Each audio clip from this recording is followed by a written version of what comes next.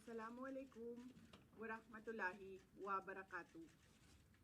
Madayaw ug maayong adlaw kaninyong tanan. Magandang araw sa inyo lahat.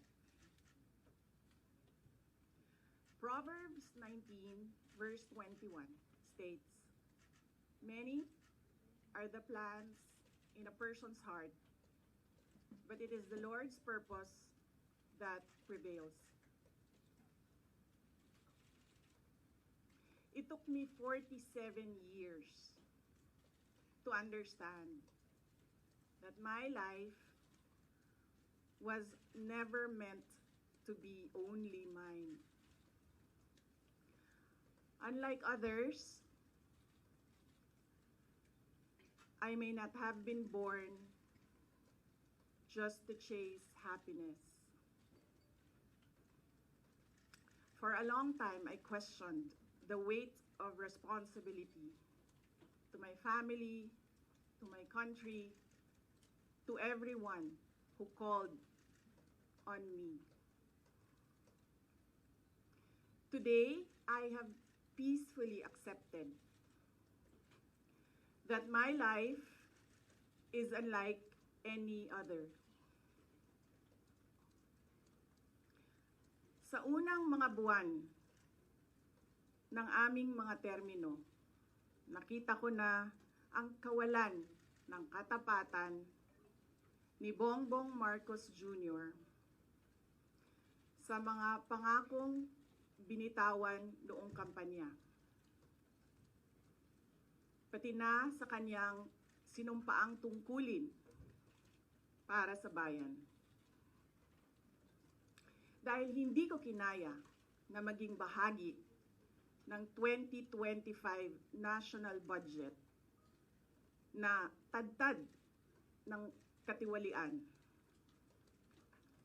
pinili kong umalis sa kabinete kahit alam ko na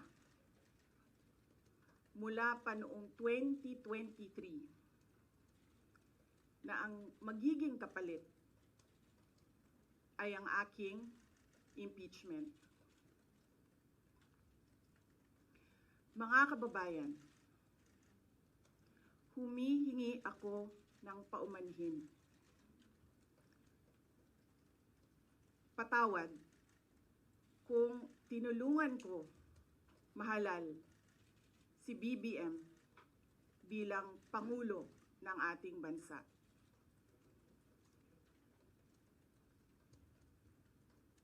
Patawad kung hanggang ngayon ay marami pa ring Pilipino ang nalulunod sa baha ng dahil sa malawakang korupsyon. Patawad kung lantaran ang pang-aabuso ng ating mga institusyon para sa pansariling interes ng mga politiko. Patawad kung patuloy ang pagtaas ng presyo ng mga pangunahing bilihin habang nananatiling kapos ang kita ng bawat pamilya. Patawad kung wala man lang tayong tunay na seguridad sa pagkain.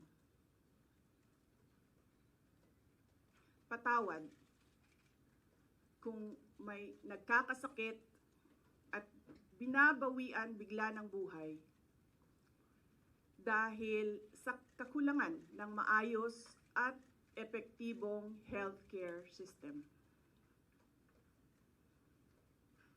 Hindi ako kailanman natakot sa pagsira nila sa pangalan ko. Ngunit, may takot ako para sa ating mga anak. May takot ako para sa susunod na henerasyon.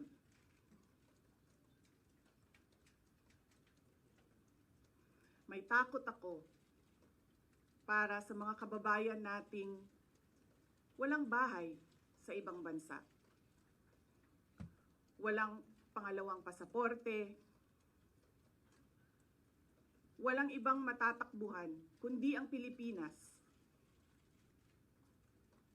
Kahit ito'y patuloy na nalulugmok sa kahirapan.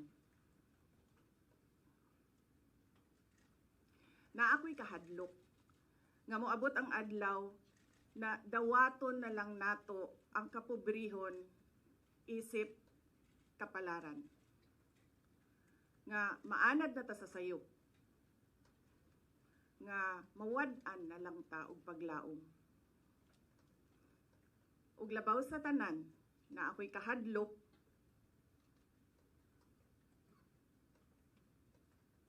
nga moabot ang adlaw nga wala na tay Pilipinas nga ikahatag sa atong mga anak.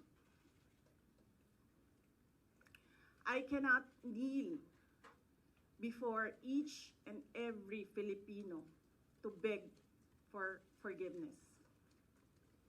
Instead, I offer my life, my strength, and my future in the service of our nation. Mga kababayan, ibalik natin ang tapang at malasakit para sa Diyos, sa bayan, at para sa bawat pamilyang Pilipino. Ako si Sara Duterte, tatakbo bilang Pangulo ng Pilipinas. Shukran. Any questions? First question. Next time na ang question. Oh. Thank you. Oh. Good morning. Iniwan ko kay JC yung kabuuan ng speech.